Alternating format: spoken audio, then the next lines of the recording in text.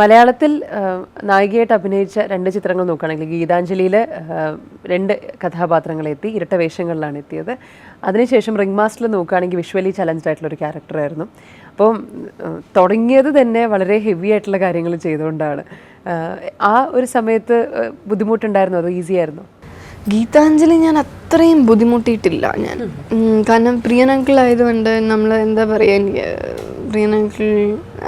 പ്രിയൻ uncle ആലങ്കിൾ എൻ്റെ ഒരു second home പോലെ തന്നെ ഞാൻ എപ്പോഴും പറയുന്നൊരു കാര്യമാണ്.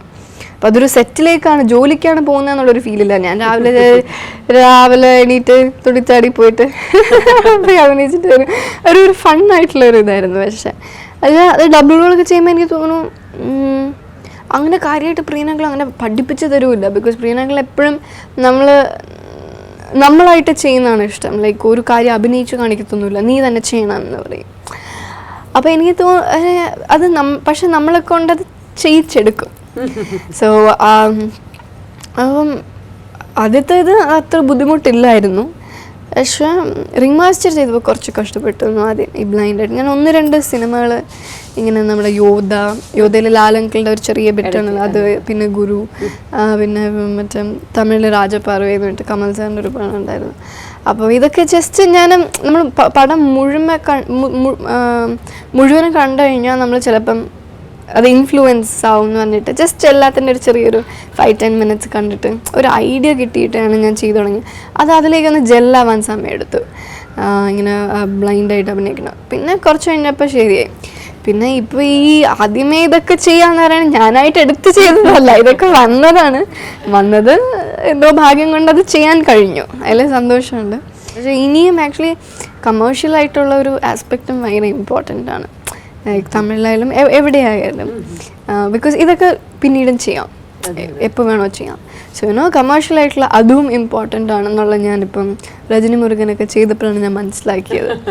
സോ എല്ലാം വേണം. നമ്മളിപ്പോൾ ഒരു പെർഫോമൻസ് ഓറിയൻറ്റഡ് ആയിട്ട് ചെയ്യുന്ന പെർട്ടിക്കുലർ ആയിട്ടുള്ള ചില ക്യാരക്ടേഴ്സ് ഉണ്ടെങ്കിൽ ഓൺ ദി അതർ സൈഡ് നമ്മൾ സ്ക്രീൻ സ്പേസ് കുറവാണെങ്കിലും പക്ഷെ ആ വന്നു പോകുന്ന ക്യാരക്ടറിന് ഒരു ഇമ്പാക്റ്റ് ഉണ്ടല്ലോ, അങ്ങനത്തെ പെർഫോമൻസ് ഉള്ള ക്യാരക്ടേഴ്സ് എല്ലാം, ഇങ്ങനത്തെ എല്ലാ രീതിയിലുള്ള ക്യാരക്ടേഴ്സ് ഇമ്പോർട്ടൻ്റ് ആണ്. അപ്പോൾ ഇതൊക്കെ ഓരോന്നായിട്ട് ഞാൻ എക്സ്പ്ലോർ ചെയ്യുന്നതേ ഉള്ളൂ ഇങ്ങനെ ഓരോന്നും വരുമ്പോൾ.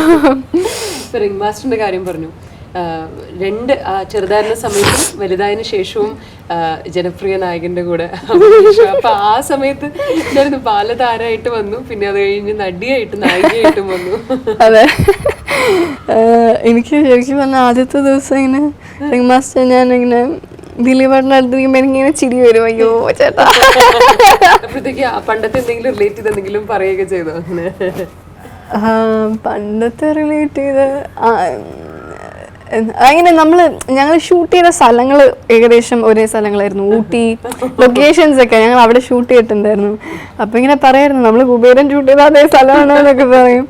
പിന്നെ പക്ഷെ ചേട്ടന് ഭയങ്കര സന്തോഷമുള്ളൊരു കാര്യമായിരുന്നു ഞാൻ ചേട്ടൻ്റെ ഒപ്പം അഭിനയിക്കുന്നതെന്ന് പറയുന്നത്. എനിക്ക് സന്തോഷമുള്ളൊരു കാര്യമാണ്. പിന്നെ ചേട്ടൻ്റെ ഒപ്പം ഞാൻ അന്ന് മോളായിട്ട് അഭിനയിച്ച് ഇന്ന് ചേട്ടൻ്റെ ഒരു ഹീറോയിനായിട്ട് അഭിനയിക്കാന്നുണ്ടെങ്കിൽ അത് ചേട്ടൻ്റെ ദിലീപേട്ടൻ്റെ സക്സസ് ആണ്. അപ്പോൾ എനിക്കതിൽ ഒത്തിരി സന്തോഷമുണ്ട്.